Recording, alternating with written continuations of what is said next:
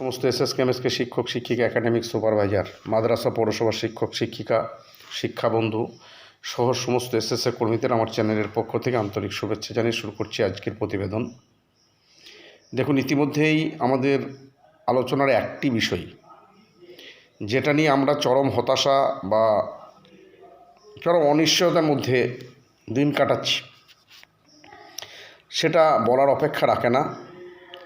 যে সেটা একটাই বিষয়, সেটা হচ্ছে সাম্মানিক বৃদ্ধি যে 5,000 টাকা বাজেটে রাজ্য সরকার ঘোষণা করেছে, সেই 5,000 টাকা এসএসকেএমএসকে শিক্ষক শিক্ষিকারা পাবে কি না, এই নিয়ে ইতিমধ্যেই আমরা এই 2-3 মাসের মধ্যে, অর্থাৎ রাজ্যে যে নতুন সরকার গঠন হয়েছে, সেই রাজ্য সরকার গঠন হওয়ার পর থেকে বিকাশ ভবন আমরা আমাদের প্রতিনিধি দল 3 বার সেখানে গিয়েছিল,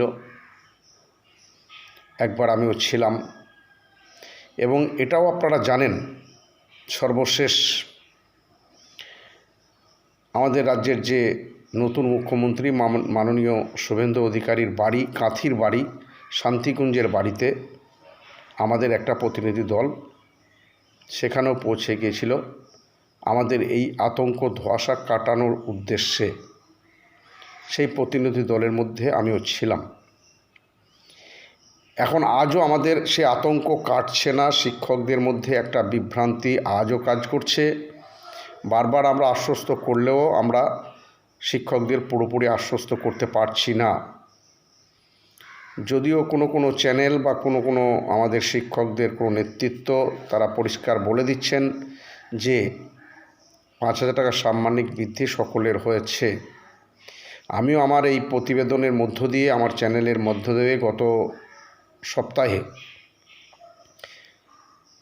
আমাদের যে সাম্মানিক বৃদ্ধি হতে চলেছে এটাও আপনাদের বলেছিলাম বা আজও বলছি। তবে কখনোই আমি 100% গ্যারান্টি দিয়ে বলিনি যে আমাদের সাম্মানিক বৃদ্ধিটা হচ্ছেই। তার কারণ একটা আতঙ্ক আমার মধ্যেও আছে।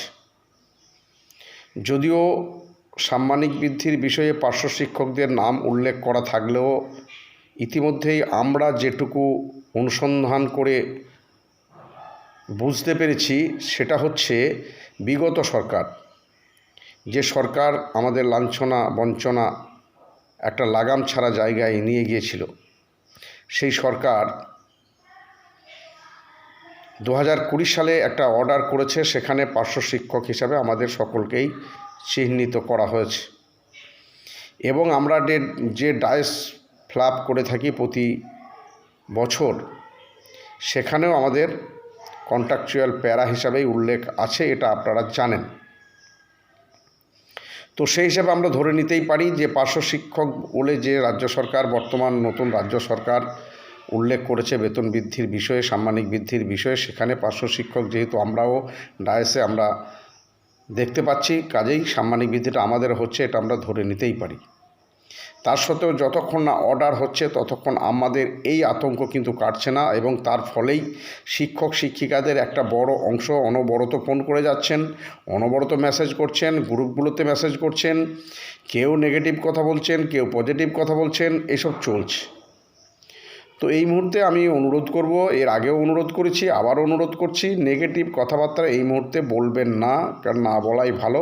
কারণ যতক্ষণ না জিও প্রকাশিত হচ্ছে ততক্ষণ পর্যন্ত আমরা কোনোটাই পরিষ্কারভাবে বলতে পারছি না আমাদের হচ্ছে না, এটাও যেমন বলতে পারছি না, কিন্তু আমাদের 100% হচ্ছেই এ কথাটাও বলা যাচ্ছে না। তবে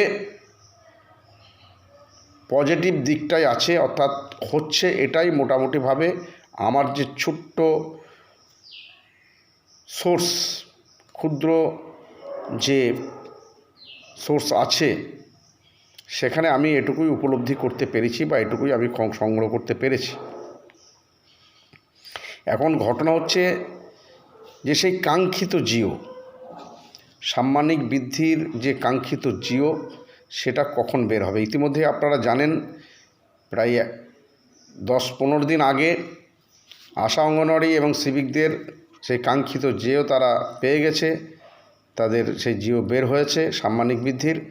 কিন্তু পার্শ্ব শিক্ষকদের এখনও সাম্মানিক বৃদ্ধির জিও বের হয়নি। কাজেই যতদিন না এই জিওটা বের হচ্ছে ততদিন পর্যন্ত আমাদের অপেক্ষা করতেই হবে। এর মধ্যে কিছু ছুটাছুটি করা মানেই আমাদের হিতে বিপরীত হওয়ার একটা প্রবল সম্ভাবনা থেকে যাচ্ছে। সেজন্যই বলবো, গ্রুপগুলোতে নেগেটিভ কথাবার্তা বলবেন না। আর এটুকু বলতে পারি যে আমি যেটুকু বললাম, আগেই বলেছি, আমার সামান্যতম যে সোর্স আছে সেটুকু কাজে লাগিয়ে আমি যতটা সম্ভব আপনাদের জন্য বা আমাদের জন্য আমি সেই সোর্স কাজে লাগিয়ে যতটা সম্ভব ভিতরের খবর সংগ্রহ করার চেষ্টা করি। এবং সর্বশেষ যে খবর আমি পেয়েছি তাতে মানে বিরাট কিছু অঘটন ছাড়া যে রানিং সপ্তাহ গতকাল থেকে শুরু হয়েছে, এই সপ্তাহের মধ্যেই পার্শ্ব শিক্ষক সহ আমাদের সাম্মানিক বৃদ্ধির জিও প্রকাশিত হতে চলেছে। এই খবরটুকুই আপনাদের দেওয়া ছিল। আবার অনেকেই মেসেজ করছেন, খুবই দুর্ভাগ্যের বিষয়, লজ্জার বিষয়, আজকে মাসের 20 তারিখ হয়ে যাওয়ার পরেও, 20 তারিখ পেরিয়ে যাওয়ার পরেও, সম্ভবত 21 তারিখ আজকে, এখনও কিছু কিছু জেলা তাদের সাম্মানিক তাদের ব্যক্তিগত অ্যাকাউন্টে পায়নি। আমি বলবো এটা সেই জেলার যারা সাংগঠনিক কাজকর্ম করছেন তাদের সম্পূর্ণ ব্যর্থতা। কারণ ইতিমধ্যেই প্রায় 10 দিন আগে আমাদের জেলায় সাম্মানিক ঢুকেছে, বা বিভিন্ন জেলায় 8-10 দিন আগে পর্যন্ত সব সাম্মানিক ঢুকে গেছে। তাই এই সাম্মানিকটা যাদের এখনও ঢোকেনি তাদের বলবো, আপনারা একটু জেলা অফিসে তদবির করুন। আর সত্যি কথাই বলতে এইভাবে তদবির করতে হবেই বা কেন? সরকার পরিবর্তন হলেও আমাদের মান উন্নয়নের কোনো পরিবর্তন এখনও হয়নি, সেটা আমরা বুঝতে পারছি। তো যাই হোক, সবশেষে আমি যে বিষয়টা নিয়ে শেষ করব সেটা হচ্ছে সাংগঠনিক বিষয় নিয়ে আমাদের একটা ভাবনা চিন্তার সময় কিন্তু চলে এসেছে। আমি অনুরোধ করব সমস্ত স্তরের শিক্ষক শিক্ষিকারা ঐক্যবদ্ধভাবে একটা সংগঠন তৈরি করে, অরাজনৈতিকভাবে, কোনো রাজনৈতিক সেখানে রং থাকবে না, অরাজনৈতিকভাবে আমরা সংগঠন তৈরি করে আগামী দিনে আমাদের যদি সাম্মানিক বৃদ্ধিটা হয়ে যায়, তারপরেও অনেক কিছু বাকি থাকছে। কারণ আমাদের পেনশন চালু না হলে যারা 65 বছর বয়স বা 60 বছর বয়সে অবসর নেওয়ার পর তাদের ন্যূনতম 4-5 হাজার টাকা ওষুধ খরচ হয়, এটা নিশ্চিত জানেন আপনারা, বা সকলেই জানে, সরকারও জানে। তা সেই হিসাবে ন্যূনতম অন্তত 10 থেকে 15 হাজার যদি পেনশন আমরা সরকারের কাছে আদায় করতে না পারি, তাহলে আমাদের বাকি জীবনটা খুবই দুর্বিষহের মধ্যে কাটবে। সেই জন্য এটা আমাদের একটা গুরুত্বপূর্ণ বিষয়। আর টার্মিনাল বেনিফিট যেটা দেওয়া হচ্ছে সেটাও খুবই সামান্য, বর্তমান বাজার হিসাবে খুবই নগণ্য।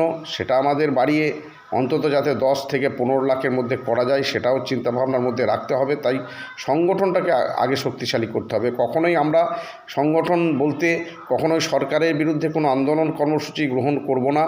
আমাদের অরাজনৈতিক সংগঠন থাকবে, এটা আমি প্রস্তাব রাখছি। এবং সবসময় সরকারের সঙ্গে আলাপ আলোচনার মধ্য দিয়েই সেই সংগঠন কাজ করবে। সরকার আমাদের যদি পাশে থাকে, সরকার যদি আমাদের যে ন্যায্য দাবি সেটা যদি পূরণ করে, আমরা অবশ্যই সরকারকে সাধুবাদ জানাবো, বা সরকারের পক্ষে সমস্ত কর্মকাণ্ড করতেও আমাদের কোনো রকম বাধা বা আপত্তি থাকার কথা নয়। কিন্তু সরকার যদি আমাদের ন্যূনতম দাবিগুলো মেটাতে না পারে বা মেটাতে না চায়, সেক্ষেত্রে আমাদের ছোটোখাটো আন্দোলন কর্মসূচি যেটা গ্রহণ করা সেটাও করতে হবে। এই কয়েকটি কথা বলে সকলকে আবারও বলছি, আপনারা নিশ্চিত থাকুন, খুব বড় রকমের কোনো অঘটন ছাড়া এ সপ্তাহেই আমাদের সকলের সাম্মানিক বৃদ্ধির যে ঘোষণা মুখ্যমন্ত্রী করেছেন, অর্থমন্ত্রী করেছেন রাজ্য বাজেটে, সেটা কার্যকারী হতে চলেছে। এই কয়েকটি কথা বলে সকলকে আমার চ্যানেলের পক্ষ থেকে আন্তরিক অভিনন্দন জানিয়ে শেষ করছি। ভালো থাকবেন, সুস্থ থাকবেন, ধন্যবাদ।